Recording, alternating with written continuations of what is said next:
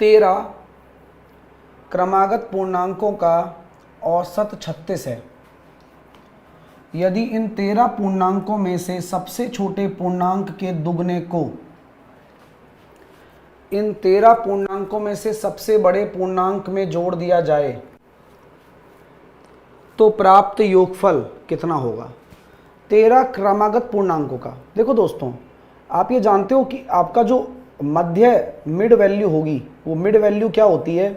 Mid value यानी कि जो आपका इस सीरीज में मध्य मान होगा वो कौन सा होगा सर जी? वो होगा 13 प्लस का 1/2 यानी कि 7वां पद। क्या होगा? 7th टर्म, 7वां पद। यानी कि अगर मैं ये कहता हूं कि जो मेरा एवरेज है वो एवरेज क्या होगा? 7th टर्म होगी और 7th पद क्या होगा? 36 है। क्रमागत बोला गया है तो ये 36 आ चुका है तो क्रमागत है, ठीक है। तो 13 पूर्णांकों में से सबसे छोटे पूर्णांक के दुगने को 13 पूर्णांकों में से सबसे बड़े पूर्णांक में जोड़ दिया जाए तो क्या होगा। देखो, सबसे छोटा निकालना है तो सबसे छोटा निकालना है तो क्या जाना पड़ेगा? छठवां, पांचवां, चौथा, तीसरा, दूसरा और पहला। 35, 34, 33, 32, 31 और 30।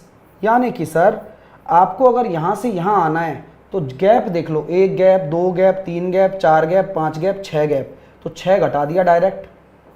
इसी प्रकार सबसे बड़ा निकालना है तो यहाँ पर भी 6 गैप बनेंगे तो सबसे बड़ा हो गया 42। ये आ गई आपकी 13वीं संख्या।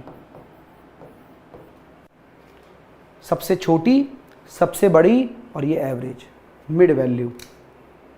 तो सबसे छोटी का दुगना, तो सबसे छोटी है 30, उसका दुगना और सबसे बड़ी का योग इसमें कर दो तो 102 आंसर आ जाएगा। दोस्तों क्वेश्चन कैसा लगा? सच्ची बताना, मज़ा आ रहा है क्वेश्चन में? मज़ा आ रहा है? हाँ या ना में जवाब दो। स्पीड ठीक लग रही है? समझ में आ रहा है? ये सारी चीज़ों का जवाब देते रहो।